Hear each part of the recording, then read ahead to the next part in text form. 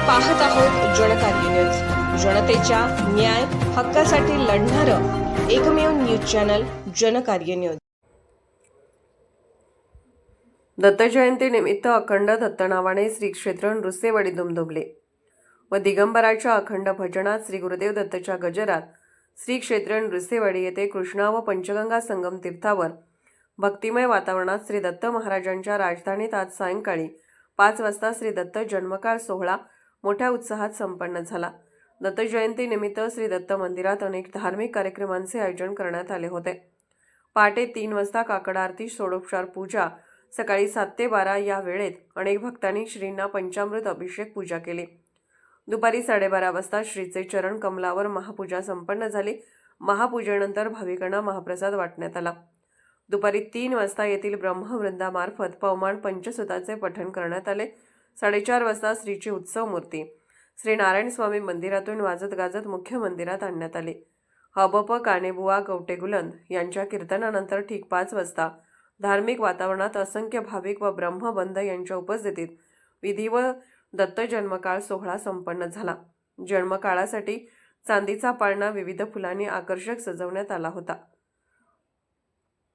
उपस्थित भाविकांनी सजवलेल्या पाळण्यावर अबीर, गुलाल व फुलांचे मुक्त हस्ताने उधळण केली। जन्मकाळानंतर येथील दत्त मंदिरात पारंपरिक पाळणा गीते व आरत्या म्हणण्यात आल्या व प्रार्थना करण्यात आली। रात्री 10 नंतर दत्त मंदिरात धूप, दीप, आरती व पालखी सोहळा संपन्न झाला। दत्त जयंती निमित्त पालखी व दत्त मंदिर परिसर पुणे येथील कुलकर्णी परिवार यांनी आकर्षक फुलांनी सजवला होता। उत्सवाचे मानकरी विनोद भानुदास पुजारी यांच्या गणेश दत्त कुंज येथे भाविकांना दर्शनासाठी जन्मकाळाचा पाण्यात ठेवण्यात आला। तेथे सुद्धा भाविकांनी दर्शनासाठी गर्दी केली होती। जन्मकाळ सोहळ्यासाठी महाराष्ट्र, गुजरात, कर्नाटक, गोवा राज्यातून अनेक भक्तगण आले होते। कर्नाटकातील बोरगाव, उगार तसेच सांगली, मिरज, इचलकरंजी, कोल्हापूर आदी भागातून हजारो भक्त व भाविक पहाटेच्या थंडीत चालत आले होते। सायकलवरून देखील येणाऱ्या भाविकांची संख्या लक्षणीय होती। भाविकांच्या सोयीसाठी येथील दत्त देवस्थानमार्फत अनेक सोयी व सुविधा उपलब्ध केल्या होत्या। मंदिर परिसरात ठिकठिकाणी क्लोज सर्किट टीव्ही, दर्शन रांगांची उत्तम व्यवस्था तसेच मुखदर्शन व्यवस्था, दुपारच्या वेळेस भाविकांसाठी महाप्रसाद वाटप, जन्मकाळानंतर सुंटवडा प्रसाद वाटप, सूचना फलक, ध्वनिक्षेपक यंत्रणा तसेच नदीचा काठ असल्याने तीरावर पट्टीचे पोहणारे युवक तसेच नदीपात्रातील सुरक्षिततेसाठी इनर ट्यूबची व्यवस्था करण्यात आली होती। येथील ग्रामपंचायत मार्फत पार्किंगची उत्तम व्यवस्था, दिवाबत्ती, आरोग्य व्यवस्था, पिण्याचे शुद्ध पाणी व मुबलक पाण्याची सोय, फेरीवाले व किरकोळ व्यापाऱ्यांसाठी पट्टी मारण्यात आली होती।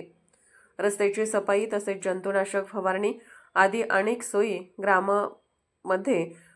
ग्रामपंचायतीमार्फत करण्यात आल्या होत्या।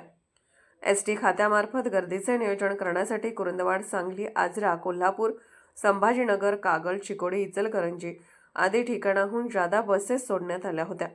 पोलीस तसेच गृहरक्षक दलाच्या सहकार्याने पोलीस बंदोबस्त करण्यात आला होता।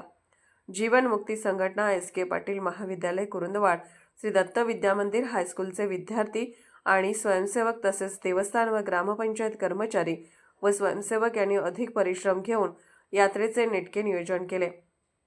दत्त जयंतीच्या सोहळ्यात भाविकांनी येथील प्रसिद्ध पेढ्या बरोबर खवा, बासुंदी, आंबा बर्फी, कवट बर्फी, करंदट आदी मिठाई व किरकोळ खरेदीसाठी गर्दी केली।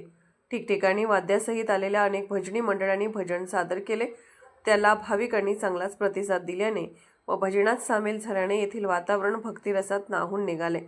दत्त दर्शनासाठी आलेल्या भाविकांना व्यवस्थितरित्या दत्तदर्शन झाल्याने विश्वस्त सदस्य, पोलीस खाते, स्वयंसेवक, कर्मचारी आदींच्या सहकार्याने दत्तजयंती सोहळा उत्तमरित्या पार पडल्याचा विश्वास दत्त देवस्थानचे अध्यक्ष वैभव काळू पुजारी, सचिव गजानन गेंडे, पुजारी, ग्रामपंचायत सरपंच चेतन गवडी व उपसरपंच सौ अनघा पुजारी यांनी व्यक्त केला।